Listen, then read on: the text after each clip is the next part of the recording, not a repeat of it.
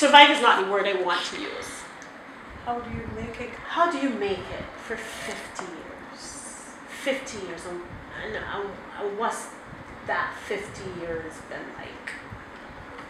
I know a lot of people use the words like give and take, but I don't believe them. Because some people give a lot more than they take. So marriage has to be 100% each way.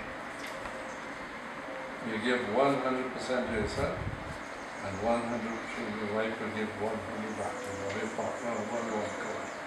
Will give 100% back to you.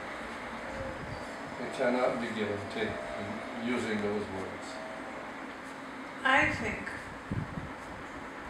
marriage, to me, when I took my vows and I went to church and I said, for better, for worse, for richer, for poorer, in sickness and in health, till death do us part.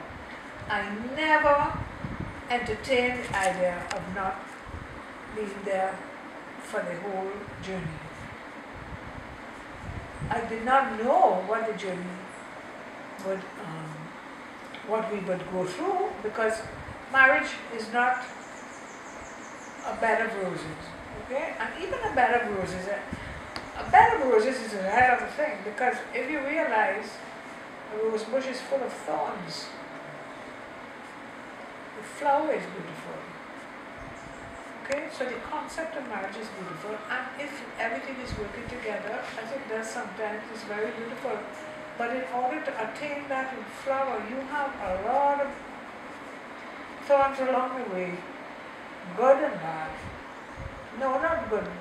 The thorns, my granny, God rest her soul, she was married for 50 years. And I remember when I was getting married, she said, Gail, marriage is like a bush, a rose bush. The flower is beautiful, but there are lots of thorns along the way. But if you love your husband, never leave him.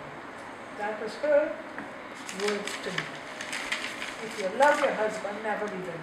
So, we have had good times and hard times.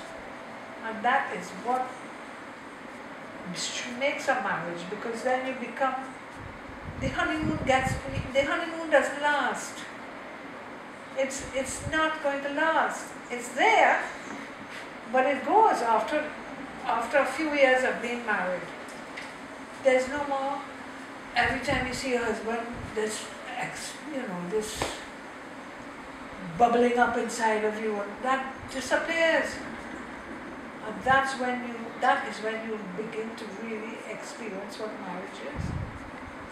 And you have each other, and you go through the good times and the bad times together, and the vows are what count. To me, the commitment is there. It's a vocation. And when I say vocation, I mean, as a Catholic, you have nuns and priests and all of that. That's a vocation. And marriage is a vocation.